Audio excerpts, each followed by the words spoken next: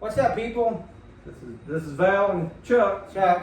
from Eightball. This is our first podcast. We're gonna give you a little bit of history about the band. Been almost 10 years in the making. I guess we're gonna call it Behind the Eightball. Sounds good. So, Val and I go way back to like you were like 15 years old. Way back, yeah. Way back, like 20 years ago, and so I had a band and we auditioned Val. So that's how it didn't work out, but you know Val continued playing and we bounced into each other our whole lives, basically, right? Right. And the ironic thing about it is that when I auditioned, I only knew 3 songs to start with. The first bass I ever owned or anything. So I knew it wasn't going to be no gig, but I just wanted to do it. He already had the look, though. I mean, you know, at that time, he already had the leather and the young Motley Crue look. Right. So yeah, he fit the part. He needed some time to grow. We were just a couple years older than he was. So yeah, but we've been friends ever since. Right? Yeah. And done multiple projects together over the years as well. Me and Chuck. And Chuck and Greg, the other guitar player, which is not here at the moment, they did projects together in the past as well.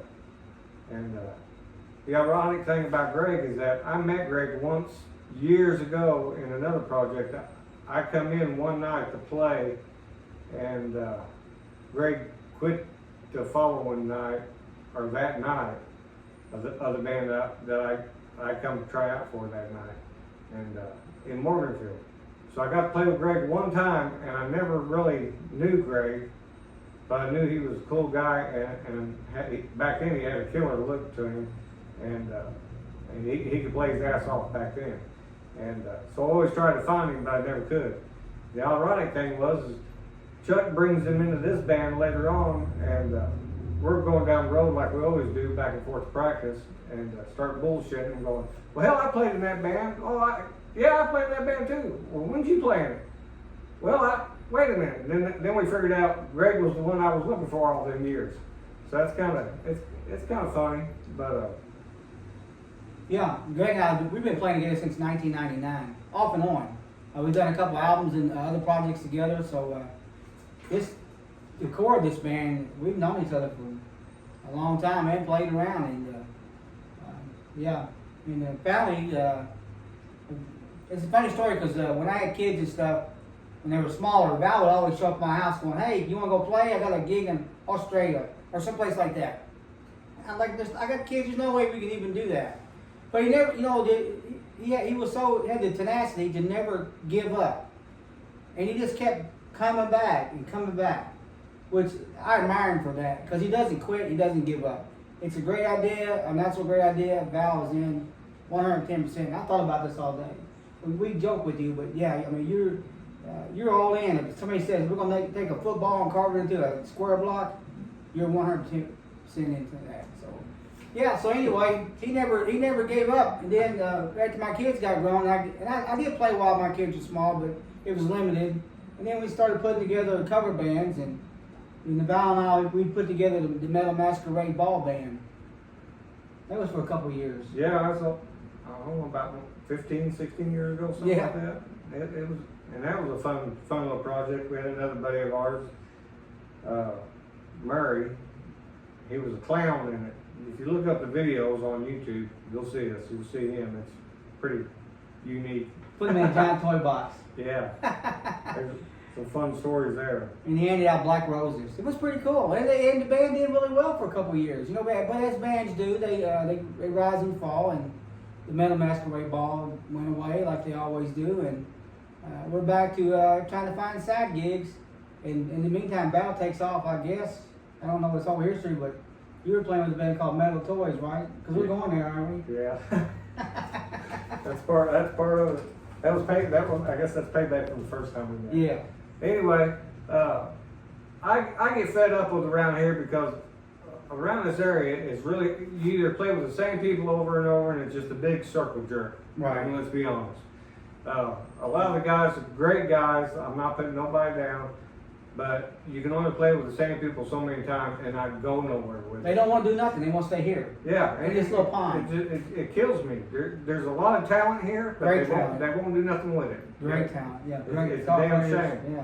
But, Singers. Oh shoot. Oh, there's enough here to make killer bands. Yeah, They won't leave it. They won't leave. They don't have the vision or audacity to try. balls. Yeah. Yeah. Same thing. Audacity. Yeah. Yeah, but I get fed up with it. So this is almost 11 years ago, 10 years ago, something like that. When MySpace. Craigslist. Oh yeah. Craigslist was still going on. I put an ad on there for Nashville because I was Oh, hang driving. on now, bro. We're back. Yeah. Okay. We got to finish mental toys first. Okay. You go so- ahead. You do this. Okay. This is on Val. Okay. So I get fed up around here, so I go back towards where I'm originally from, Southern Illinois, and start playing down there again with some guys. And the name of the band back then was called Metal Toys. It was an 80s tribute band. Great band. And they had a great following. And I can't say that I was, I wasn't the beginning of the band, but I jumped in there when things were going good. And hell, we play somewhere, there'd be 350 people there, and it'd be a rock concert. It was a blast. Had a good time doing it. Like it was back in the early 80s when everybody would get off their ass and get up on the dance floor and have a good time. Southern Illinois still does that, folks. And we just had a blast doing it. And but they kept going through guitar players a lot. And of course, like Chuck says, I'm always knocking on his door trying to get him in the project. I come knocking on his door and I bring him into this project, and we do we do a couple of rehearsals and then we do a show. At best, a couple of rehearsals. We had to walk through a yard full of dog shit too. Yeah, Like but dog shit minefield. but I don't know.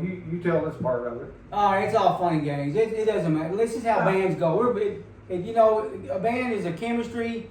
Sometimes it works, and sometimes it doesn't. And that's just part of it. Val knows it. We all know. Everybody does this thing, and that's just part of the business. So the other guitar player was Jason Kenner, correct? Yeah, He's a good guitar player. yeah. He's So- a great guy. Great guy, yeah. So we do a couple rehearsals, then we go play in Southern Illinois. The place is packed. Like crazy, like 80s rock concert packed. People dressed up like it was the 80s. It was killer. It was not a lame night. And Val and I were the only sober guys in that night on that group, right? Yeah. They were drinking buckets of beer, which Yeah. is okay. We don't give a shit. But they were. Because the bars in Southern Illinois, well, that bar particularly for that band would give us free beer like they used to do in the 80s. So these guys have stayed. It was a great time. I'm thinking, hey, this is pretty. It's covers, but it's good. Hey, let's do this. So it's the last for the encore. A few weeks ago, when I practiced, the singer had played "Community Property" by Steel Panther Yeah. by himself on an acoustic guitar. We didn't learn it. I never heard it before. I never heard it since. So for the encore, Patrick, who had been drinking, that's his name, right? Yeah. Turned to me and says, "Community Property." I had no idea. That song wasn't in my head. I didn't know. I only watched him play it, only heard him play it one time, saw it one time, had no idea how it went. And I was lost. Yeah. And that was and the place was going crazy. Three to the dogs at the end. Yeah, I was under the ship, down near the rudders and the props. Yeah. And so anyway, and it was embarrassing, but you blame it on alcohol, and maybe Patrick thought I really knew the song, but I'd never even heard it but one time when he played it, weeks ago. So on the way home, Val had driven and I had drove. So we were talking back and forth on the phone. I'm like, hey, this is great. I made $165 that night too, which was cool. We all did. Mm-hmm. But I did know there was a band meeting afterwards, and I wasn't involved. But I thought I was a new gun. It's okay. So on the way home, I'm like, hey, Val, we can do this. We can have some pants and shirts made. We can dress up. This is great. But I was, they're gonna move on without you. Basically, fire me over the phone. So Going down the road. Yeah, we have laughed and joked about that forever. That was probably 12 years ago.